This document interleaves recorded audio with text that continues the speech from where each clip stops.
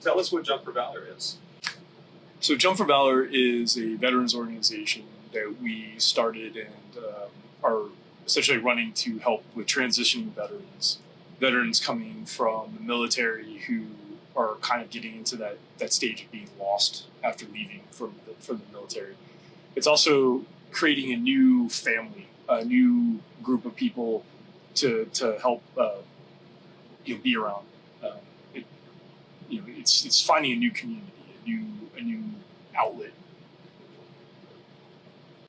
Tell me a story that explains the power behind Jump for Valor. And for an example, the one with Sable is we all felt it when you said it at the table. Sure. So Sable was a veteran that I just recently got to do a tandem with, and her job in the Air Force, she is she works in a morgue, so she gets to see death every day. I mean, she sees the worst of it. So she came to us on this week, and she said, hey, we're going to do this tandem, and she said she's had problems sleeping, suicidal thoughts. She's just at a very bad position of her life. So I took her on a tandem. The tandem was, the entire ride up, she was incredibly nervous. She really didn't know how this is going to really affect her. Then we went through the tandem, we came in, we landed. And I think she realized for the first time in her life that she found a sense where she could be free again, where she could release from what was bothering her. But after we landed, I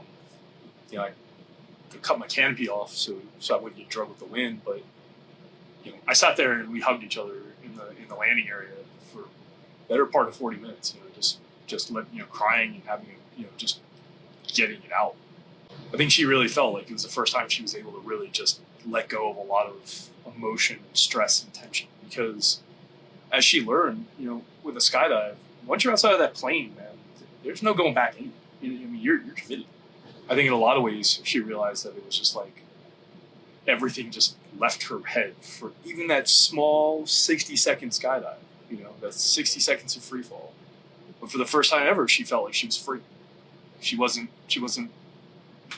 confined back to this mental state where she felt like she had to feel away or she couldn't get rid of it or shake these feelings that she had.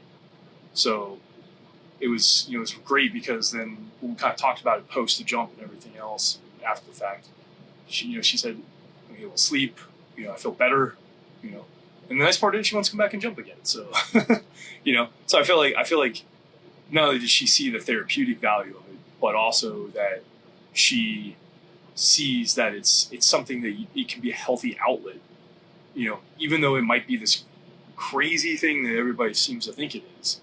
It's some of the most controlled chaos. So, That's the best way to think of putting it. Is controlled chaos. It's controlled chaos. And there's always that nature that, the most natural thing in the world is chaos. And inside of that, there's a peace and a beauty. Yeah. Well, and it's kind of like I said to her too. It's like, if you think about the whole skydive is like your military career. And my boy Harry right here will probably agree with this, but it's like, your life starts out on the ground and you're just kind of milling around in the hangar. And I kind of call that your childhood. You're just milling around, not really sure what you're doing, then somebody says, go get on the plane, right? And that's kind of like, I kind of look at that to like boot camp, right? You're on this plane, everything is face forward, looking out, ready to do the next thing, very matter of fact, right? Everything's very matter of fact. And then that door opens. And that's the beginning of your first deployment right there. That door opens and you don't know what's on the other side of that door, just like going into like a theater of operations. You don't know when we land and that thing just starts going at it, right? And then you go into free fall, and that's your deployment, man. That's when stuff is just fucking going all kinds of sideways, right? And you just don't know where you're at, what you're doing, but you're trying to control it. And what the hard part is that you realize you can't control it. There's no control to it. And then you open your parachute, right? And that's when you finally get to leave that theater of operations and head back home. And then you land back at the LZ and you pack up your parachute, and that's when you finally get to come home. But the best part about that is that when you do it over again, right, you know how to do it just a little bit better the next time. you know how to control it just a little bit more the next time. But at the end of the day, we all know as skydivers, man, there is no control. And that's, I think, the beauty of skydiving, is that we know there is no control once you're out that door, right? Sure, you can move your body around free fall and all that kind of stuff, but ultimately gravity's got you. You're going to the ground one way or the other. So whether you do it in a controlled way or an uncontrolled way is completely up to you. You know, this is also why when I take people who I know, veterans who are like stressed out or whatever, or who tell me they want to commit suicide, I make them pull the handle. I'm like, you want to commit suicide? You want to know what death is like? Here you go. You got two choices on that. You pull this, or we splat on the ground. Still here. Nobody's chosen the other option. So I'm 100% on the handle pull. But I will tell you, man, I've had veterans that said they were considered suicidal, and they said pulling that handle made them realize they really didn't want to do it. So, yeah. All right, if I had all the money to throw at this, if I had everything I needed to make this the way I really wish I had it, my goal, my biggest goal, I would have a facility that we could not only just take guys to go skydiving, it would be so much more than that. It would be, how do I take somebody off the street, get them a place to get clean again, and moreover than that, help them train for a new job, help them find a new life. I mean, there's so many veterans, that we all know that are literally living at the lowest rung of their life, and it isn't for anything more than they just can't get some help, we all know that the VA isn't going to do it for you. So, what do? And I would love to take some of these guys and just be like, look, here's a house, man. Here's a room. Stay here as long as you need. Get your life together. We'll find people to get mental health counseling, get, drug, alcohol, whatever it is we have to do. Yeah, if we get to skydive, let's do that too, man. But at the same time, let's, instead of just being like, hey, let's get you in the skydive and get you, a little bit better off, let's get you completely off. Let's get you independent, man. That would be, to me, I think that would be the coolest thing I could ever do. The millions of dollars that would go behind it are ridiculous, and it's so weirdly unattainable right now. But, I also don't believe that anything is unobtainable. At some given point, everything can be. You just got to figure it out,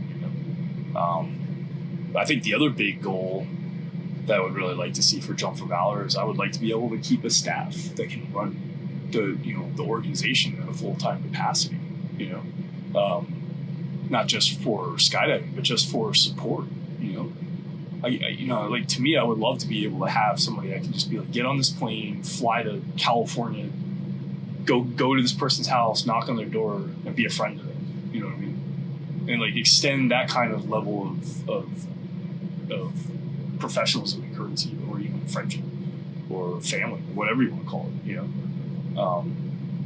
I just don't know there's too many organizations that can really do that. It's hard. Financially, that stuff is a lot of money. So, it'd be cool to do something like that. And then I think also something that'd be just really awesome is one day just have the kind of funding you would take to like have our own plane and have our own parachutes. And just literally be like, anybody who shows up here as a veteran just gets to jump, I think that'd be kind of cool too. You mentioned the cost versus reward factor of everything you started. Can you indulge with me again what you would do if you had to start all over? Would you do it again, and why?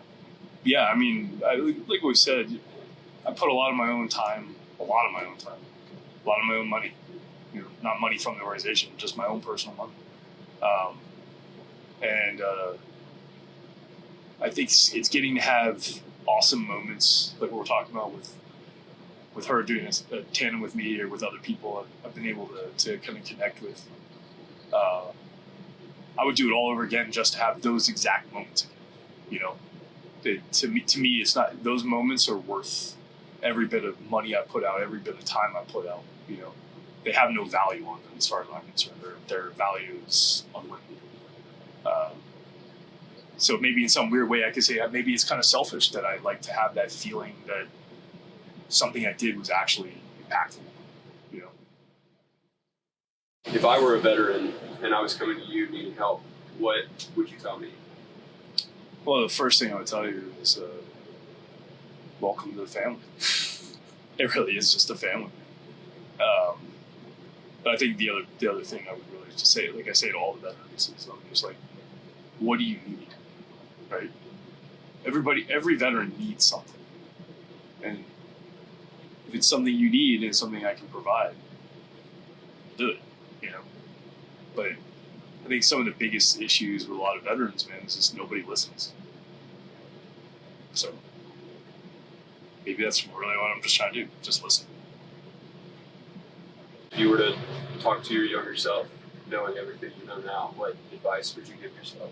Sure. I mean, so as far as Jump For Valor goes, I had